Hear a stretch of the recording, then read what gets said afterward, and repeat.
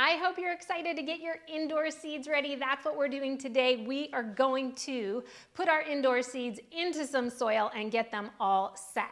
Now, if you missed my last video, that was part 1, and we talked about 2 crucial things. So you might want to go back, I'll put the link right here, and check out part 1 where we talk about all the things you're gonna need, all the supplies, your essentials and your non-essentials. We also talked about when you need to start your indoor seeds because that timing is really everything in order to be successful.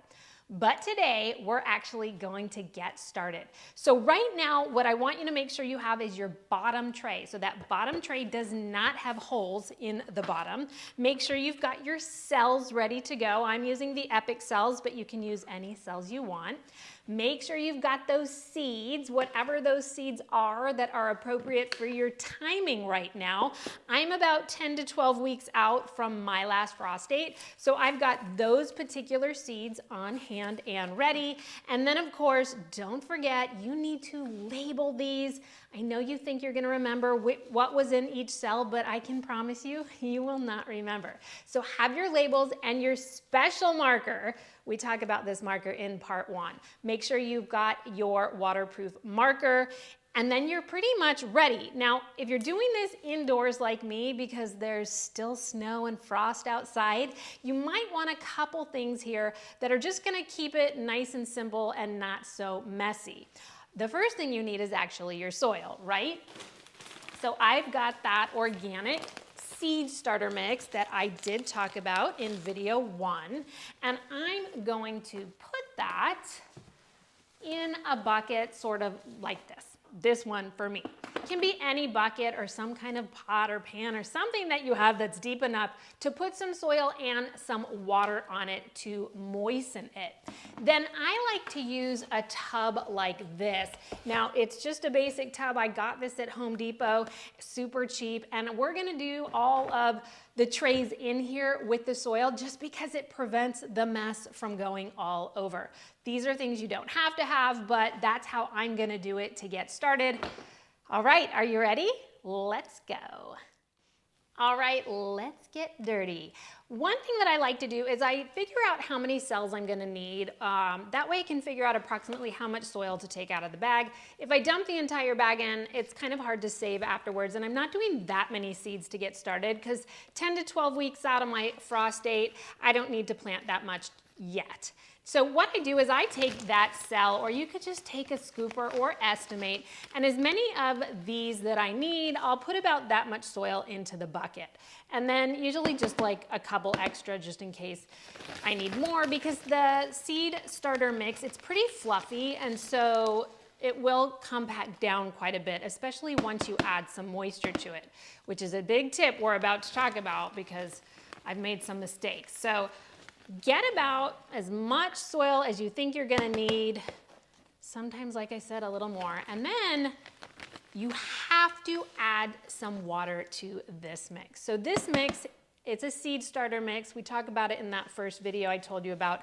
It is incredibly light and incredibly fluffy, and that part's great for planting seeds because they don't want something heavy and compact, which sometimes a compost or a potting soil, garden soil, they're just a little too heavy. The issue can be if you do not pre-moisten this soil, it will be hydrophobic. And what that means is that when you go to water it, the water drips right off it, and you don't want that. So once you get about how much soil you think you're gonna need, I'm gonna have you get a little bit of water, and you're going to add a little at a time. So I just added some right there. I'm gonna go in and just mix it up with my hands until I can get it to the point where I can kind of squeeze it and it holds its shape a bit.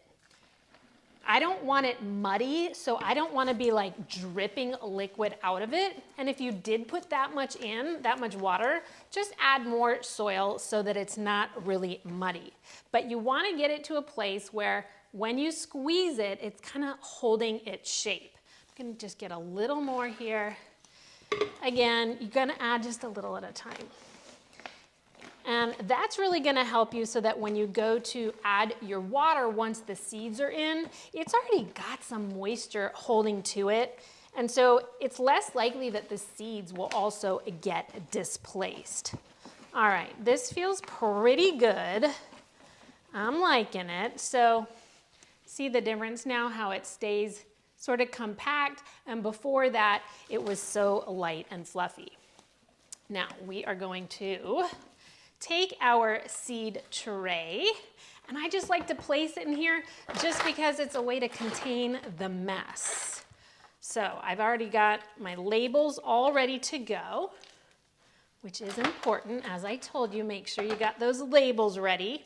And then I'm just going to take a little bit of potting soil, lift it up to show you, and I'm just going to really just push it down right on top. So it's just falling into the other cells below, which is totally fine.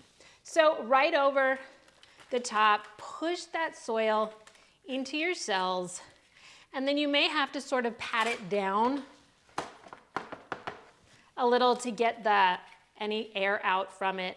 And you want it fairly compact, but not super compact. So I kind of give it just a little press down with my fingers, but you do want to fill it to the top so that it looks basically like that. And then I give it that little pat down, but not compact. You know, you don't want that soil to be like hard and pressed down to the max, just a little bit. And now that one is ready to go. I'm gonna go ahead and get my next one out. I'm gonna do this for all the cells that I'll be planting today. If you're using one of those bigger trays, just add enough soil to fill the entire tray before we get those seeds ready. So I'll finish this and I'll see you when I'm done.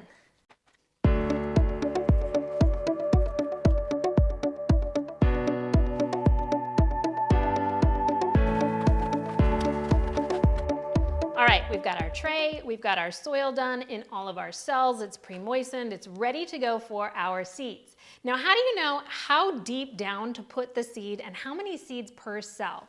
Most of that information is going to be on your seed packet. So just turn it around and look. It'll say seed spacing when you put it outside. It'll say seed depth. It tells you how long until germination. All those good details are there. Now, what I like to do is put about 2 to 3 seeds in per cell because sometimes a seed won't germinate. And so you just want to make sure that you have germination in all cells. To ensure that, you usually put 2 to 3 seeds in each cell. And when I say each cell, I mean each individual square. So there's 6 cells in this one main cell tray, I guess you could call it.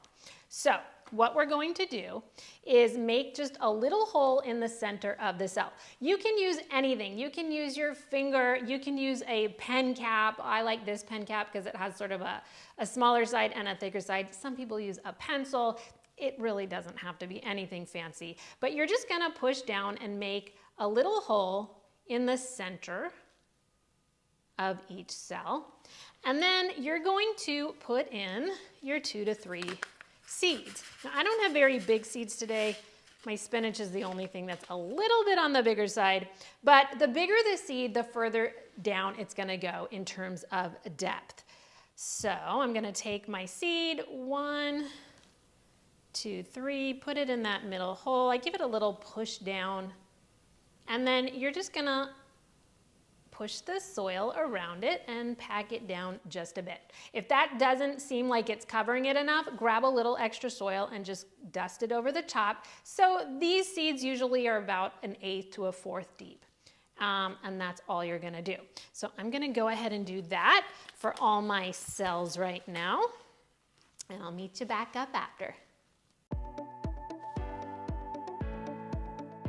All right, now it's time to water them in, and it's really important to do this in a certain way so that you don't displace all the seeds.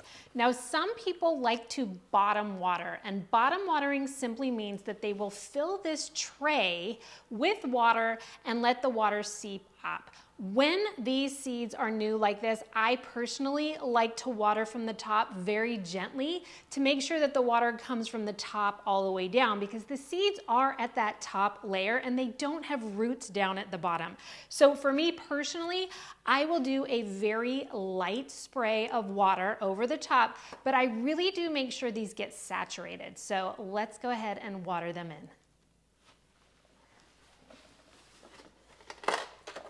Okay, so one thing I'll do is I'll go ahead and take them out of the tray so that I can keep the tray dry, and I will water them in my sink. You could do it in your tray, whatever works for you. I would just dry the tray out afterwards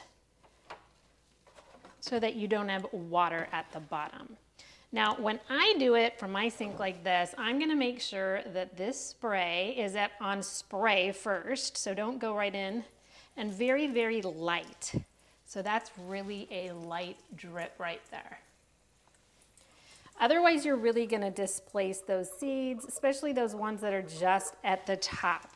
So what I'm gonna do is just go right over and really sort of let it get saturated. Now again, if this was not pre-moistened, it would be a problem when you use a seed starter mix.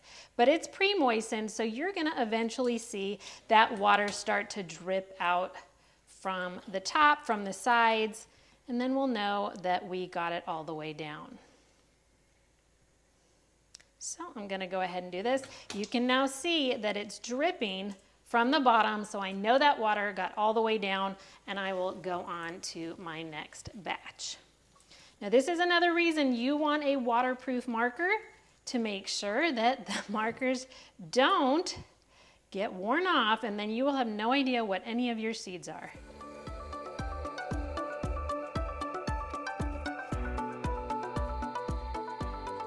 Once they're all moistened and they feel pretty heavy, you can go ahead and put them back in your tray.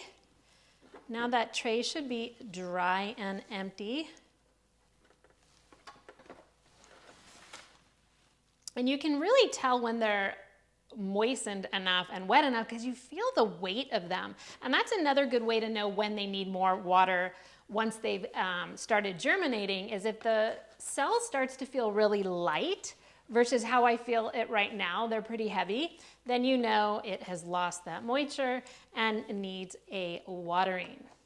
So I've got my cells. They're heavy now. They're nice and watered in. You really want them to be pretty well watered in so that a little bit of water is dripping out of the bottom. And then I do use a dome. I highly recommend them because it's going to help things get germinated a little bit quicker. So gonna get the dome on, and then we will go over and put them in front, or under, I should say, the grow lights. So I'm gonna take my tray. If you have vents in the top, make sure that everything is closed. You want it to create that sort of humidity in there. And really, you probably won't moisten them again until they start to germinate. And once they germinate, you take that dome off. But if at all they look like they're not wet, if it doesn't seem like humidity is gathering under the dome, you probably need a little more moisture.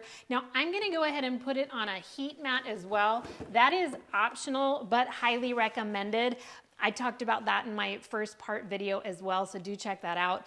And then I will put on my grow lights. Now, some people say you don't need any lights until it actually starts to germinate. I personally put them on. I've never had an issue, but you will want some kind of grow light, not the sunlight. And as soon as you start to see that germination, when about 50% have germinated in this tray, you want to take the dome off, or because I have the individual seeds, when that tray of cells germinates, I'll take just that one cell out, and then I will put it on its own tray under the lights, dropping the lights very close to the germinated seedlings. And that is indoor seed starting. So exciting. If you have any questions, please drop it in the comments below. Give this video a like, give it a share, subscribe to the channel, and next video will be how to care for these little babies.